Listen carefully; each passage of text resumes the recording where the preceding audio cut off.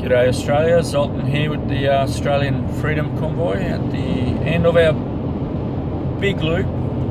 Not as big as it was meant to be originally, not quite going up to Brisbane and back to Canberra because Brisbane Parliament had gone in early and snookered everyone up there.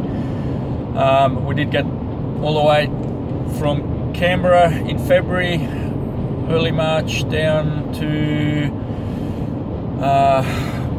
Wagga, Mildura, Adelaide, a couple of towns on the coast, Mount Gambier, Melbourne. We went back for Canberra for a bit, then Felmy, then Sydney for protest at Kirribilli House, as well as then Martin Place, and then back for this last weekend, a couple of days ago for the weekend, to Canberra and the big budget day protest. So, I don't know, 5,000 Ks or something. It's been a big couple of weeks. Thank you so much for all the people who've supported us and all the people who honked their horns and wound down their windows and gave us some thumbs up. All that meant so much to us because we've been a few, and apparently we've been representing a great many to our amazement and pleasure and honour. The many people we've met on the way have been amazing. We've literally fallen in love with Australia's beauty as well, and ended up back in Canberra on budget day for the protest. Now, a few things of note. On the Monday morning previously, there was a protest at Canberra magistrates, and it showed that police are targeting protesters driving cars because as soon as people got around the corner leaving magistrates car park, they were pulled up, breath tested, drug tested, as well as the convoy of cars that was driving to the parliamentary protest for budget day were held up, detained at the side of the road long enough to be late, and alcohol and drug tested. Number of people, I understand, including that awesome bloke driving that little truck who's all he's done is help everyone. He stood his ground on his constitutional rights, seeing that it's just clearly a targeted attack on protester drivers,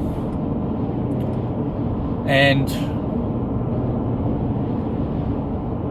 police smashed his window for that, and he was peacefully arrested. But you know, the bloke's got a right to stand on his feet and insist on his rights, which he did have. The protest itself in front of Parliament House was very peaceful.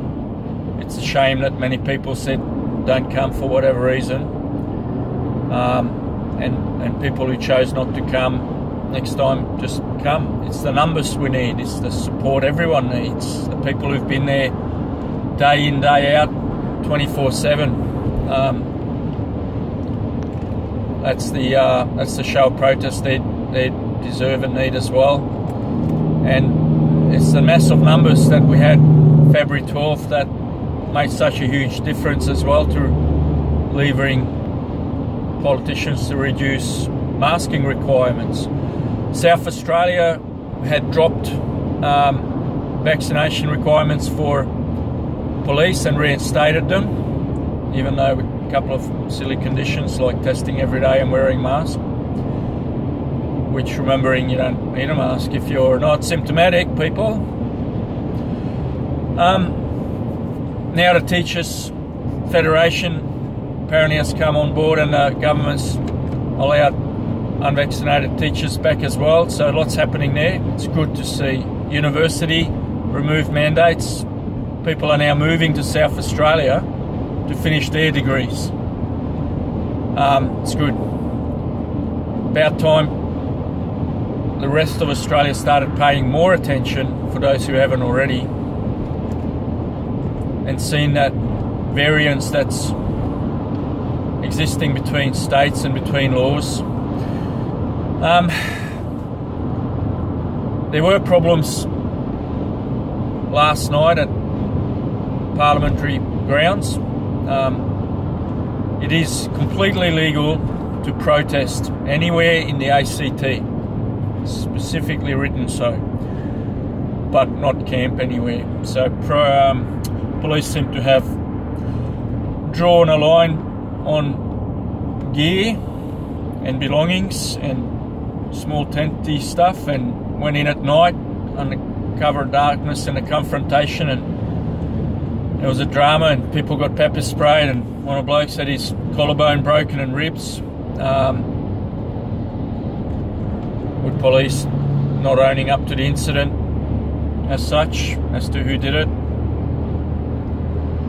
Now, it's not cool, it's disappointing. It's good that it didn't turn into rubber bullets, but it's a shame that it turned to the use of pepper spray. I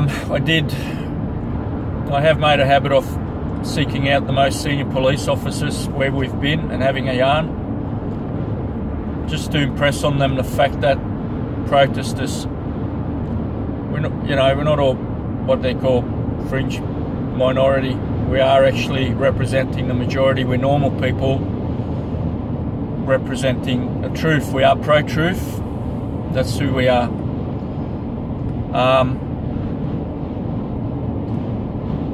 And I believe that they know what's going on. They understand. They try and walk a fine line, as one of them said. And I've just asked them, just do the right thing when push comes to shove, and decisions have to be made, and influence has to be made over other members of forces. Make those decisions on the right side of history. I'm hoping the blokes who've been hurt and had their belongings, and ladies had their belongings removed by police and cars towed. I know one of the ladies couldn't find her keys, so I hope they get that sorted soon. We're I'm heading home to north of Sydney. I've got a few things that must be done. I met some key people with whom to get that done, hopefully. But we've got to highlight to people that things aren't as cozy as they think. Just because restrictions have eased doesn't mean they can put their feet up at home. Powers of emergency legislations need to be revoked. Emergency statuses need to be cancelled and not renewed. ACT has put in a new law, Health Amendment Act 2021 November version 2, which specifically gives them the right to detain people who are not sick, not even with a close contact problem like what was cited elsewhere in the country. They can hold you in quarantine at their discretion and renew that quarantine period again and again and again, 90 days and again. And that's not just for unvaccinated, that's for the undervaccinated. That's what's going to be used for people who don't want to have their third and fourth and fifth, sixth, 7, 8, 9, 10 that has already been contracted for by ScoMo and this government to the pharmaceuticals that they brag about on their websites. It's all there to see. So if you think that this is all about us, pro-truthers, unvaxxed, which a lot of us know that we're fighting for everyone's rights and lives. It's going to be about the under-vaccinated soon, those who are not up to date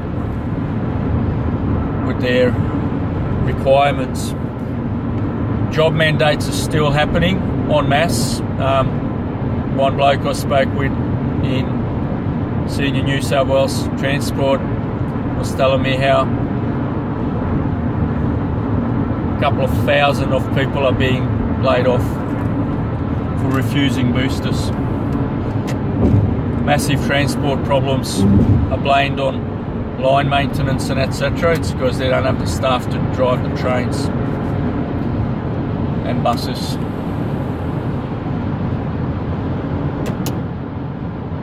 The fact is, we've still got to pay attention and keep coming out. Now, on a good note, one-to-one note, I went and stopped at a cafe I've been to before many years ago, and the chap paid for my breakfast, gave me a free breakfast, coffee. He knows what's going on. He can't come out, he's running the business. And it was such a pleasure to speak with him. Came out, did photos. I can't post stuff on Facebook. I've been limited for a while. But once I get back on, I will. And it's just a pleasure to go and see so many people bump into who are supporting us even when they're not there. Get yourself a $5 white chalk marker and write simple points on your windows. Be brave. Don't let fear hold you back.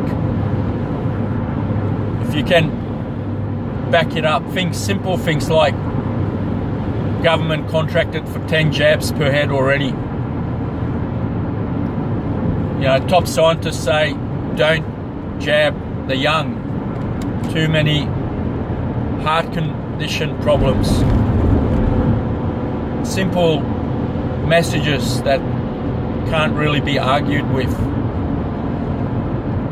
Be brave, write it on your windows and drive your locals and just park, and you'll be amazed at how many people will give you a thumbs up, and even more amazed that people are no longer yelling profanities at us because they're cottoning on and they're worried. And unfortunately, that's what's happening, is people are worried, because if we're wrong in the long term about jabs bringing down immune systems, which we're not, well, then we'll look like silly idiots. But if we're right, which we are, a lot of people, as they are already, will be suffering massive health problems of all sorts as their immune systems collapse. The packet insert from the vaccination that's been allowed to be removed has a long list of immune system problems documented in their own paperwork as side effects. It's just gobsmacking. If you need to convince anyone not to have more, just tell them the fact is this new technology, mRNA, does not gel with the human body. Immune system's trying to attack where it is, and it's body-wide. While a lot of people obviously aren't keeling over, a lot of people are getting weird sicknesses and weird health problems. Well, that's because their immune system is attacking itself and dropping its ability to hold back the rest of the problems that bodies have that it does so successfully. And that's why we're seeing old viral issues pop up, cancers pop up rapidly, aggressively. We've had friends die from this already while we've been on trip. It's heartbreaking. The mistreatment in hospitals is evident. One of our people had a friend in hospital for adverse events directly from the you-know-what, and they just weren't treating him right, and he's going down the gurgler. And luckily the family, through law avenues, got him out of public hospital and got him that proper care that he needed. And within 24 hours he started getting massively better. 48 hours he was massively improved. That's what the hospital's procedures preset are not doing for people. Doctors are not treating people from day one. They're telling them to go home and incubate their side effects. And if they get so bad they need hospital, go to hospital, and the procedures are not helping. They're making people worse quite often. It's really unacceptable. It's criminal medically and morally and legally. And remember that phrase, because one day you'll be able to help with this most pressing problem, hopefully, with this criminal medical systematic corruption causing illness, injury and death. We'll get back to that some other time. But keep up the one-on-one chats, the little slivers of information. Let people know that they're not alone. Ask them if they're enjoying their newfound restrictions having been eased. And to remember to thank a protester, because without whom we'd all still be in lockdown. Cheers.